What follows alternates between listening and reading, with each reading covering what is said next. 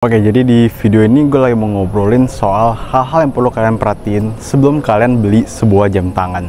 Nah, dari berbagai pengalaman gue, memang hal-hal kayak gini sebenarnya agak sepele gitu ya. Tapi ternyata impact-nya di kemudian hari itu lumayan juga gitu.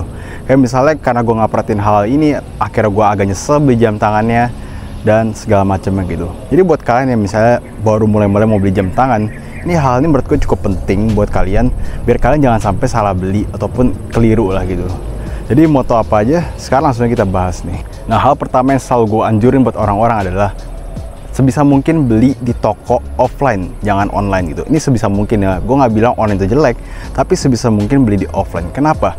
Dengan beli di offline, kalian bisa lihat barangnya secara langsung, nggak lihat dari sekedar cuman foto gitu ya. Kalian bisa lihat langsung, kalian bisa ngerasain, bisa nge-feel gimana dirasanya di kalian, pakainya nyaman atau enggak, bener-bener keren atau enggak, itu kalian bisa rasain gitu. Kalian bisa juga negosiasi, bisa di toko-toko yang masih bisa negosiasi, kalian bisa negosiasi. Kecuali mungkin di toko-toko yang udah agak resmi gitu, biasanya harga udah fix gitu ya. Nah, gue ada beberapa rekomendasi toko yang dia juga punya offline store dan nggak cuman online store gitu. Contohnya ke jamtan.com, kalian bisa cek toko-tokonya. Ada beberapa toko Blok M, Living Road Alam Sutra, terus dia ada di Surabaya juga ada beberapa toko. Jadi ya kalian bisa cek harganya di online dan kalian beli langsung di tokonya selama masih barangnya ada di tokonya gitu. Kalian bisa cek dia ada di toko mana gitu segala macamnya ya. Kalau ada di online dan ada di toko offline, sebisa mungkin kalian cek dulu barangnya dan cobain dulu gitu. Nah, hal berikut yang perlu kalian perhatiin adalah jangan ceknya itu dari diameter jam tangannya doang, karena diameter jam tangan itu sebenarnya nggak gitu agak ngaruh gitu ke ukurannya. Yang paling ngaruh itu adalah lak tulak. Lak tulak itu dari ujung ke ujung dari jam tangannya. Ada berapa yang tulisnya diameternya kecil ya, tapi ternyata lak tulaknya panjang, sehingga begitu kalian pakai di tangan, itu jam tangan itu udah keluar ujungnya dari tangan kalian, sehingga pakai kurang nyaman dan berasa kegedean itu. Ada juga beberapa orang dia cek lak tulaknya sekian gitu ya, tapi ditulis di tokonya itu diameter tulisannya. Jadi begitu barangnya datang, dia kira diameternya cukup gede gitu ya, ternyata diameter kecil dan lak tulaknya yang ukuran diameter tadi gitu. Ini berapa kali sering orang keliru ya. Jadi pada akhirnya mereka nyesel beli jam tangannya. Di ulasan gue cek ada yang bilang ternyata kegedean, ternyata kecilan dan segala macamnya. Intinya cek lak tulak, makanya itu penting banget kalau kalian langsung cek ke toko lah gitu. Sekarang di toko online ada berapa salah input gitu ya, entah gimana dia tulis lak tulaknya itu jadi diameter ataupun diameternya jadi lak tulak gitu. Jadi itu yang bisa bikin keliru gitu. Nah, berikutnya yang perlu diperhatiin kalau kalian lagi cek jam tangannya dan kalian cobain jam tangan di tempat offline adalah suhu ruangannya. Kenapa suhu ruangannya penting? Jadi kalau suhu ruangannya dingin, contohnya kayak di mall gitu ya, begitu kita dingin itu ya, kulit kita itu kayak mencut gitu dan dia jadi kering kulitnya karena AC dan segala macamnya. Nah, begitu kalian kering kulitnya, jam tangan itu yang dipakai itu dia jadi gampang longgar. Dan sebenarnya jam tangan yang ukurannya pas sama kalian jadi agak longgar-longgar gitu loh di tangan gitu.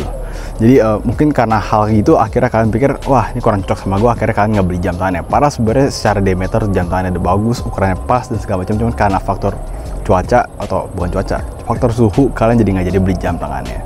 Jadi perlu dipertimbangin juga begitu kalian cobain jam tangan, kalian perhatiin juga faktor suhunya gitu. Kalau cuman agak longgar dikit karena suhu, ya kalian bisa pikirin lagi gitu.